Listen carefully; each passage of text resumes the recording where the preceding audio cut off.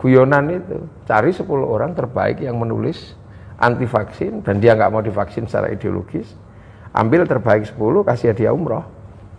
Diam. Ya. Gitu.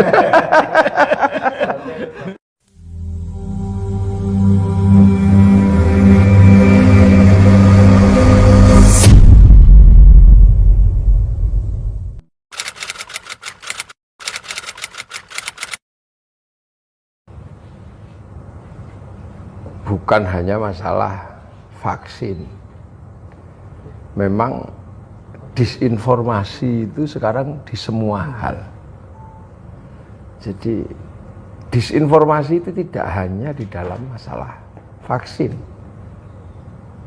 Jadi hari ini kalau kemudian masalah vaksin seolah-olah hanya di masalah vaksin terjadi disinformasi dan perbedaan paham. Hari ini tidak cuma di masalah vaksin. Terutama kadang-kadang kebijakan pemerintah apapun selalu disalahpahami. Disalahpahami. Jadi memang segmentasi masyarakat ini kan beda-beda. Jadi ada orang yang salah paham, dikasih paham yang salah. Nah, ini yang sembuhnya paling susah. Betul. Kalau orang salah paham aja mudah sebenarnya. Tapi kan memang ada agen. Agen salah paham itu kan ada sekarang. Jadi memang bagian mensalahpahamkan terhadap setiap persoalan yang sesungguhnya itu real. Ya memang titik sekarang ini sistem penyampaiannya punya media yang lebih terbuka. Dari dulu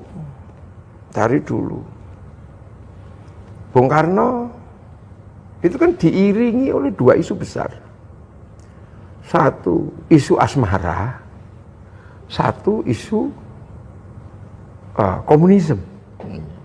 Tapi kan nggak semasif sekarang. Kalau dulu hanya orang-orang pinter yang ngerti, orang kampung nggak mikir karena jangkauan disinformasi itu medianya nggak seperti sekarang. Misalnya itu contoh Pak Harto. Pak Harto ini diiringi disinformasi yang cukup serius, gitu loh. Mulai dari yang mendalangi PKI, ini kan, terus kemudian yang membuka keran non pribumi. Tapi kan nggak semasif sekarang.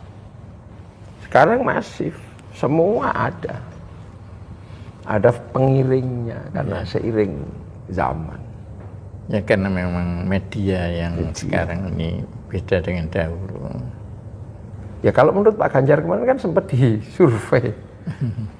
Kan gitu, sempat disurvei. Mengacu pada surveinya Dr. Burhanuddin Muhtadi. Jadi yang menolak vaksin sebagian besar Muslim.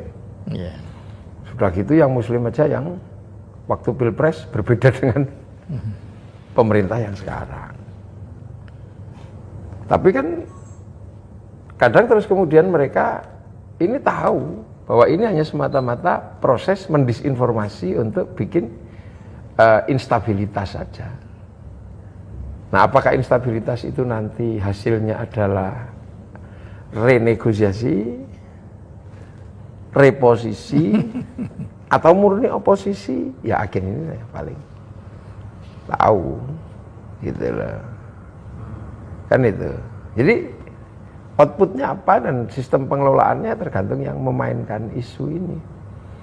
Karena secara makro, orang kalau berpikir dalam kerangka yang lebih makro, orang juga tahu bahwa fenomena ini fenomena internasional.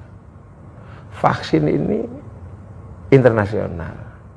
Sehingga sempat saya lontarkan guyonan itu, cari 10 orang terbaik yang menulis anti vaksin dan dia nggak mau divaksin secara ideologis, ambil terbaik 10, kasih hadiah umroh.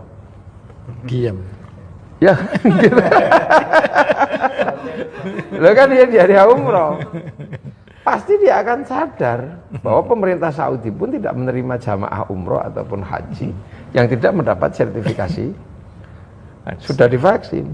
Jadi kalau sampai di Mekah mereka baru sadar bahwa ternyata vaksin meningitis dan COVID itu satu saudara. Itu kan? Iya benar. Lelah ini kan jadi orang lupa bahwa dunia semua juga butuh vaksin. Itu.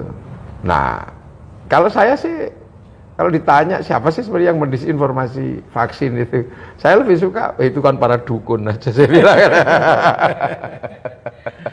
Yang khawatir perdukunannya nggak laku gitu, itu gampangannya orang guyon gitu loh. Gampangannya orang guyon. Jadi, ya apapun kan ditolak. Coba kita cerita tentang apa saja, ditolak. Sampai nggak bayangin kan? Ya Amit Sewu ya, Habib Syekh. Habib Syekh itu kan sholawatan, didengerin juga enak. Nggak mau dengerin juga nggak apa-apa. Kira-kira dosanya apa orang sholawatan? Coba sampai lihat. Ada juga yang kasih jempol kebalik. Aneh. Ini kan udah nggak masuk akal. Kalau saya sih mungkin masih banyak persoalan dengan orang-orang itu kan. Ya ini memang zaman. Makanya nggak usah ya. Saya sih nggak terlalu serius ya terhadap disinformasi itu. Apalagi terkait negara. Karena negara itu punya rule of law, rule of game. Tegakin itu aja. Kalah itu ditegakkan, negara nggak akan kalah. Ya. Ya. Ya, masalahnya itu tadi ada yang membuat orang lain agar tetap salah memahami gitu. Sehingga disinformasi itu meskipun mereka mendapatkan informasi yang lain yang itu yang benar, tetap karena ada niatan ingin menyalahpahami, ya tetap dia membelokkannya gitu. Satu contoh lah vaksin ini. Ketika kita awal pemerintah pesan vaksin, itu yang diserangkan bukan soal halal haramnya. Diserang yang kenapa mesti harus Cina. Setelah Cina terus masalah halal haramnya. Sampai MUI juga sudah membuat fatwa. Kemudian juga masih disalahpahami kenapa yang lainnya tidak dianggap halal haramnya yang belum dimintakan fatwanya juga mereka sendiri tidak mau mempermasalahkan. Jadi memang ya tadi itu memang dari sononya memang sudah ingin salah memahami gitu. Ya. Vaksin ini memang sudah cukup lama memang ada gerakan sebelum COVID sekalipun, misalnya menolak imunisasi. Ya di dunia medis kan ada standarnya. Itu. Kalaupun ikhtilaf itu hanya perbedaan jenis imunisasinya. Yeah. Bukan pada peniadaan imunisasi gitu lah. Jadi hanya jenisnya aja. Ibarat orang flu gitu. Semua sepakat obatnya itu ada, parastamolnya. Cuman mereknya aja yang beda. Tapi kalau sampai nafi isbat itu sebenarnya pasti bukan berangkat dari sebuah disiplin yang sama. Jadi kalau yang satu dinegasi, yang satu dikonfirmasi, itu pasti bukan berangkat dari suatu disiplin ilmu yang sama. Harus kita pahami likulli da'in dawa. Setiap penyakit ada obatnya. Sementara ini sudah diakui untuk memutus virus corona ini, yaitu di samping upaya-upaya dohir dengan jaga jarak, kemudian dengan harus sering membasuh tangan, menutup wajah, toh harus ada sesuatu yang lain yang itu dianggap paling efektif, yaitu vaksin. Nah, vaksin inilah kemudian menjadi satu pilihan. Kenapa para kiai mendukung adanya vaksin ini? Karena berangkat dari la dharara wa la dhirar, bahwa jangan kita mentang-mentang mengatakan tawakal, jangan kita merasa terus kalau bukan takdir ya kita tidak akan kena corona, itu semuanya kan kita tidak tahu takdir itu, tapi yang jelas kita harus ikhtiar, berusaha untuk membatasi jangan sampai vaksin ini virus ini kemana-kemana, karena penyebarannya itu bisa kita yang menularkan atau orang lain yang menularkan kepada kita. Nah, dari dua hal ini, dari dua pihak ini, supaya tidak saling menularkan, maka adanya vaksin ini sangat penting gitu. Ya kan manusia juga harus sadar lah. Manusia itu yang independen itu kan nyawanya aja. Ya, tapi pembentuk jasad untuk mengurung nyawa ini kan berangkat semua dari faktor eksternal. Ya kan, manusia punya tulang, kan berangkat dari faktor eksternal, berangkat dari makanan yang mengandung kalsium. Manusia punya mata yang jernih, berangkat dari mana? Dari vitamin A, dan itu di eksternal, ada di wortel, ada di apa. Ayo, manusia lemah syahwat, dia butuh faktor eksternal, daging kambing. Gitu kan misalnya. Iya.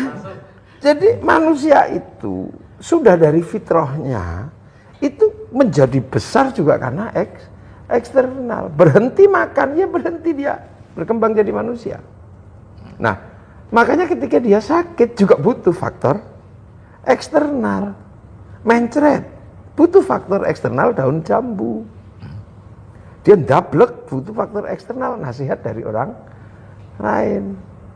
Kan gitu. Nah, hal-hal seperti ini lumrah dalam kehidupan manusia. Darahnya bermasalah, dia butuh darah dari luar. Loh, makanya ketika dia sakit, terus tiba-tiba ada faktor eksternal yang dimasukkan untuk nambal sakit itu. Ini kok tiba-tiba melupakan bahwa seluruh manusia itu berangkat dari faktor eksternal. Terus dikaitkan dengan tawakal. Kan nggak bisa. Ini terjadi apa? Diskontinuitas berpikir gitu kan. Ini dislokasi gitu kan. Lu aneh kan? Gitu. Ketika dia lapar, dia makan. Dia nggak tawakal. Tunggu aja deh nanti makanannya datang. Enggak kok.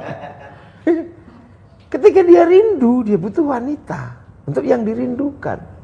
Gambar aja nggak cukup, walaupun itu sementara. Nah, ketika ada penyakit yang masuk, butuh sesuatu yang akan melawan. Itu kan dari dulu manusia. Cuman manusia ini kan memang kadang itu tadi dislokasi berpikir itu memang terjadi. Itu kan manusia. Loh kok tiba-tiba dalam urusan yang seperti ini terjadi dislokasi itu kan. Ini namanya diskontinuitas. Ada missing link, ada mata rantai yang hilang. Makanya sebenarnya aku nggak takut corona, aku takut sama Allah. Ya semua takut lah sama Allah.